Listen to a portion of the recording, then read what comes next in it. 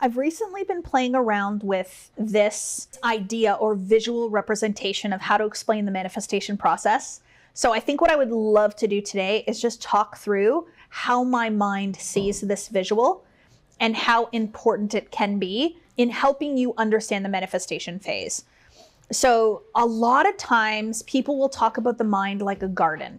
And As a Man Thinketh by James Allen, he actually talks about this. He talks about planting seeds in the garden of your mind, and you can't grow something that wasn't planted. So you can't plant a tulip and get a rose. Like, you can't plant negative seeds and get positive outcomes.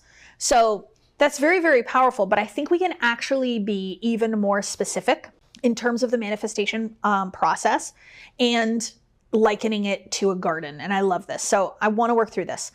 The first step in the manifestation process, most of the time, is to ask the question, well, what do you want to manifest? Let's create a vision board and then let's manifest that. That's wonderful. And I think that that is a lot of fun. It gets you on the creative plane. It allows you to then get excited, build the desire about this dream life, everything that you can have. What would this wonderful new experience be? It can be so fun, but so many times people stop there because they don't know what to do next. And so to me, that's like seeing a garden in your backyard, knowing exactly where you would put it and how beautiful it would look, but never actually planting it, like just leaving it, never getting around to it, never doing it, and never actually seeing the garden. So to me, that's just the creation of vision boards. So we have a whole bunch of people going to vision board parties, creating vision boards, putting it in their house, and then never taking a step further. So to me, the real work happens when we ask the question, who do I need to be to now create what's in the vision board? In order to have that elevated life, in order to become that version of me that has the bigger house, the nicer car, has a charity that I run and do all the philanthropy, and I'm on this cover of this magazine, and et cetera, who do I need to be in order to have all that? Because there's a difference. If you were already that version, you would have it today. So when I think about now going out into the backyard and deciding I'm actually going to make this garden, this is where we ask, what kind of seeds are we going to plant to put into this garden? So the seeds are meaning the new identity, the new ideas that I'm going to plant in the subconscious mind. So if I want a mansion overlooking the ocean in Malibu, and I want this beautiful car, and I want this type of business, and I want to experience this life, and I want this type of man and this type of health, et cetera, I have to ask then, who do I need to be in order to have that? So I would venture to say that I'm going to be a heck of a lot more confident than I am today. I'm going to plant seeds of confidence in my garden. I believe that I'm going to need to be disciplined and committed. I'm going to plant those seeds in my garden. I'm likely going to need to have an unwavering belief and faith in myself. I'm going to plant those seeds in my garden. I think I'm probably going to need to be somebody who's going to be bold and daring and take risks and go for it, be all in. So I'm going to plant those all in seeds and those bold seeds in my garden. So the important thing and what I'm really getting at here is that we have to ask the question of what do we want our garden to be made up of? What type of person do we desire to be? What do we want that to look like? And we can't just willy-nilly throw a whole bunch of stuff into it and not have any sort of plan for what that's going to look like. And I think what a lot of people are doing today is that they're continuing to just replant seeds of who they think they are yesterday into their new garden of who they would like to be tomorrow. And so this is how we end up with these overgrown gardens full of weeds. You can't even see what's really in it because nobody is taking care of it. Nobody is managing it. Nobody is grooming it, watering it, all that kind of stuff. So now we're going to be super intentional. We're going to make sure that we are planting certain seeds into that garden because we know what kind of flowers we're going to get. We know that when I plant this little seed, I'm going to have a beautiful full-grown cucumber in my garden, or I'm going to get these beautiful red tomatoes, or I'm going to get these beautiful roses in my garden, and it's going to look so beautiful. And so we have to know what the outcome is we desire, what kind of seed is going to be planted in order to have that outcome. So we're not going to plant a house seed, dream house seed, we're going to plant the identity seed. And this is where I think it's very, very different to what a lot of other people are trying to accomplish. They're trying to manifest a thing without trying to be a thing. So now what do we do once we've planted the seeds? So I've made the decision that I want that dream house and that dream car and that dream business and that dream man and all those things. And I now have identified all the seeds that are going to encompass my garden, and I'm going to plant them. Figuratively speaking, it's a beautiful picture, but what we're actually talking about is planting the seeds in the womb of creation, which is the subconscious mind. So we are going to plant new ideas into our subconscious mind. So we're going to tell ourselves, yes, I'm confident. Yes, I'm disciplined. Yes, I take bold action. Yes, I'm going to be all in on this energy. Yes, I have absolute unwavering faith in myself. But what do we do after we've planted all the seeds? We have to water them. We have to give them sunlight. We have to pluck the weeds from the garden so that that garden is able to flourish and to actually give us what we want instead of a bunch of stuff we don't want. So the watering of the garden to me is the thoughts. It's the ideas. It's the visualizations. It's the imagination. It's allowing you to focus your attention upon what you desire and not what's going wrong in your life. So to water my garden every day means that I'm going to fill my mind with positive thoughts and experiences. I'm going to meditate. I'm going to visualize. I'm going to journal. I'm going to take a course or a program that's going to help me reprogram the subconscious mind. I'm going to listen to this productive podcast this morning that makes me feel good. I'm going to go for a walk and ground myself. I'm going to play with my kids. I'm going to control my thinking and tell myself a story that's empowering instead of disempowering. So to me, that's the new seeds have been planted, and now I'm going to water them. I'm going to take care of them. I'm going to make sure that they get the appropriate sunlight. So if I go back to thinking negative thoughts every single day, gossiping, venting, complaining, watching TV that's full of violence, paying attention to the news that is nothing but horrible stories of things going wrong in life, watching social media and comparing myself to the next influencer on my social media, on my Instagram, and making myself feel bad because I don't have as good of a life as her, I'm not giving it sunlight. I'm giving it darkness. I'm actually putting the garden underneath of the clouds. I'm making the garden look dark. I'm hiding those beautiful seeds from their realization of becoming what they could and potentially be. So the important thing then is to give it light. And to give the seeds light is to give them focused attention, is to affirm new ideas, to give it positivity, to give it love, to love yourself, to make sure you're only consuming social media content or news programming or TV programs that make you feel good, that make you feel light. The next piece, and which is so powerful with a garden, is you have to go out and you have to pluck the things that are not meant to be there. So when you're creating this beautiful garden outside, and maybe it's a vegetable garden or it's a beautiful flower garden, you have to go outside and you have to watch the garden and look and see if there's anything growing in there that doesn't match. You have to pluck the things that don't belong. So when the weeds start filling up the garden, they start to cover up all of the beautiful new growth that's starting to come from the things that you intentionally planted. And if those weeds take over that garden, it will actually stop those beautiful tomatoes from growing, those beautiful rose bushes from growing. They will literally suffocate it and not give it space to grow. So you have to go out there and you have to pluck. So what are the weeds? They're the negative thoughts. They're those automatic negative thoughts that keep coming in your mind. They're the things that tell you, I can't do it. I'm not good enough. I don't know how. You can't possibly get this done, Kathleen. You don't know enough. You're not pretty enough. You haven't achieved enough yet. You have to pluck the weeds to allow your mind to flourish and to grow. So that means whatever you intentionally planted in that garden, if it doesn't match that, you let it go. You dismiss it. You say, no, not today. We used to joke in 2020, there was something going around where people were saying this statement of pass the ketchup. It was just like some random statement to just stop a thought midsection. Nope, pass the ketchup and move to a new thought.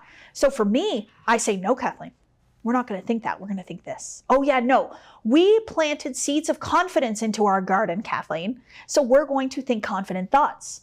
But you have to pay attention, you have to notice, and you have to pluck the weeds that are overgrowing in your beautiful garden. But there's this other thing that happens, and it's called the waiting period or the gestational period. So there's a time where you're going to put the seeds in the ground, and you're going to water it, and you're going to give it sunlight, and you're going to pluck the weeds, and you're not going to see too much happening. But you know that that was a tomato seed. Like, you know that that was a rose that you planted in the garden in there. You have to believe in the image in your mind of what that seed is eventually going to become, and hold the image and the thought regardless of what the outside world is telling you. And this is where people get tripped up. So most people will plant the new idea seeds in the subconscious mind. They will water it. They will believe. They will take action. But then they can't see it. And then because they can't see it, they start to not believe it. And they walk away from the garden. And they just stop entirely. So this is where you stop watering it. You stop plucking the weeds. You just let it go. You think, oh, it's dead. I'm not good at gardening. I can't do it. And the next thing you know, you just have a pile of nothing out there in the backyard overgrowing. And so in this in-between, you know, the in-between of planting the seeds and the observation of the birth of the new idea, you must hold the image.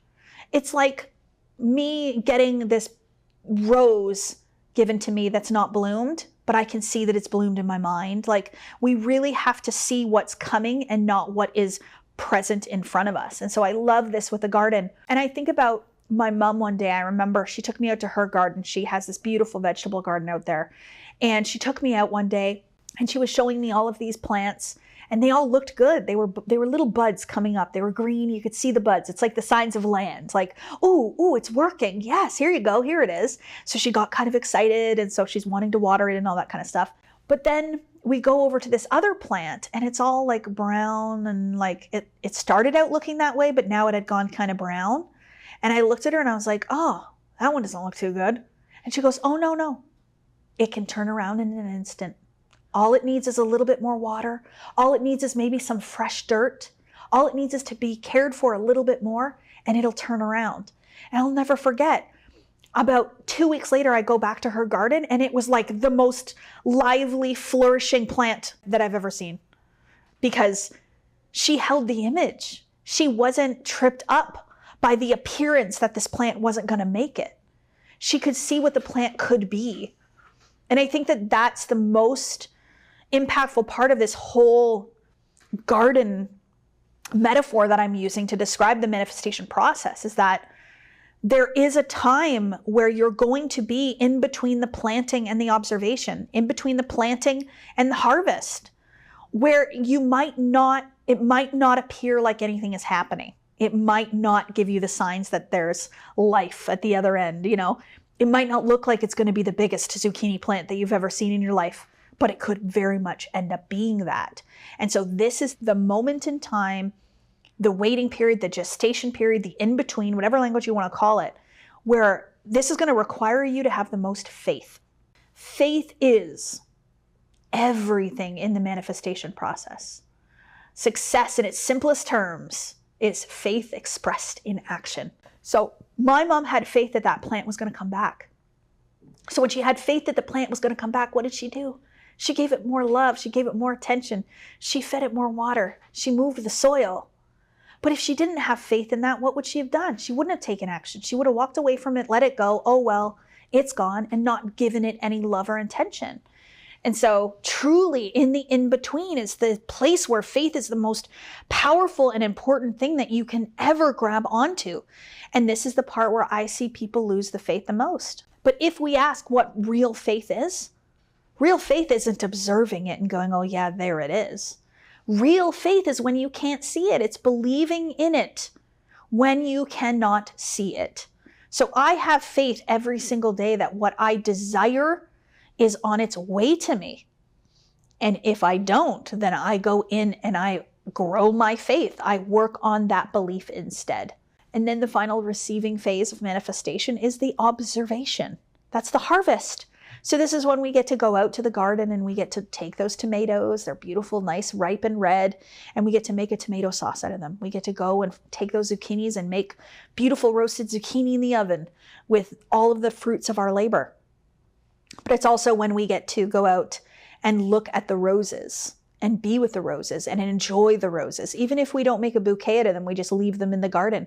We get to see them and love them and enjoy them. And it's in the enjoyment of the harvest is the whole entire point why we planted the garden in the first place. But any avid gardener will tell you that they don't just do it to get from the garden.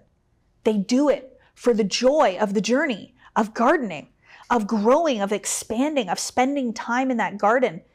They do it for the joy of the process, of seeing something go from absolutely nothing to something, and their hands being a part of it along the way. It's not just about what you get. So how many times are you manifesting what you want in this energy of just get me the tomatoes, just get me the rose bush? That's not how this works. So we must enjoy the process. We must love every moment of it. We must be an active participant in our manifestation journey to allow this beautiful garden. And then guess what? Second garden you do, the third garden you do, the fourth garden you do will just become effortless. You now know how to do it. You have figured it out. And you know exactly what seeds will give you what plant or what vegetable or what fruit. It really becomes that easy for you when you understand that this is a process of life that happens within you intentionally, using your mind, controlling your thoughts and your emotions, and then faith, and then being open to receive the harvest or the Sabbath. And what God calls it, the Sabbath, or the receiving of your manifestations. But it is the last part. And so many of us are so consumed with receiving that we're not enjoying the entire growth process along the way. So I want to live in enjoyment of who I'm becoming now so that when I experience her, I can say, oh, I loved that whole process. I loved every minute of becoming this elevated version. And when you do that, you detach from the outcome too, which is a really powerful thing to do. As we were recording this episode, actually, at the end of the episode, Michelle said something really profound, and I want to give her credit for saying that because it's so good. She actually said, you know, sometimes the weeds, we mistake them for flowers. And I think this is so interesting because it's true. If I were to go into my garden right now, I would not be able to tell you what a weed actually is. And I'm sure that there's some weeds that actually look quite beautiful, but an avid gardener would say that that's a weed. So what's so beautiful about mentorship and about being a coach in the space is that I get to be the one that says, oh, that's actually a weed. You know, I get to be like that expert gardener who's like, oh no, that's a weed. That's that kind of flower. That's that. So a lot of people will come to me or my team to be like, hey, you know, I'm experiencing that. Is it this? Is it that? Is it this? And we're able to allow them to become aware of what they aren't aware of. But the other thing is to have a critical eye. So when you are going through your manifestation process, notice what thoughts you are having. Notice the feeling that you're in. Notice the decisions that you're going to make, and ask yourself this one question. And this question has served me so well. Is this thought I'm having right now an empowering thought? Is this feeling I'm in empowering? Is this decision that I'm making right now coming from an empowered place? Because I know what it feels like to feel empowered, and I know what it feels like to feel limited. So when you feel limited, you feel less than, you feel lacking. It doesn't feel good. But when you're in your power, it always feels good. So that might be a good way for you to know if it's a weed or if it's one of the seeds that you planted. Because empowerment will never match limitation. They're two separate ends. So if I feel inspired, if I feel empowered, if I feel lit up, if I feel confident, then I know that it's one of the flowers that I've planted. And when I feel lack and limitation, doubt, if I feel confused energy, if I feel sadness, overwhelm, anger, those are all the weeds. And they're not real and they're not true. And so I remind myself of the beautiful flowers that I planted within my mind. In my first book, Becoming the One, I talk about, there's a chapter called Purity of Mind. And I love this idea so much because it is up to me to decide how pure my mind is. It is up to me to decide how I feed it, how I control it, and the direction with which I want it to take. And so that thought of purity feels good to me. Like, what is a pure thought? It was something that I would want to say to my daughters. It's something that I would want to say to my best friend. It is something that I would want to say as like a cheerleader. Like, you can do this, you've got this is a great idea, you're amazing and incredible, et cetera, et cetera, et cetera. Anything that is different to me would be a weed, maybe trying to disguise itself as a flower. But I just thought that was a beautiful thing to add to the ending of this podcast, and a very, very insightful thing to pay attention to in your manifestation process. And remember, whether you are building an actual garden or a manifestation garden, that the limit does not exist.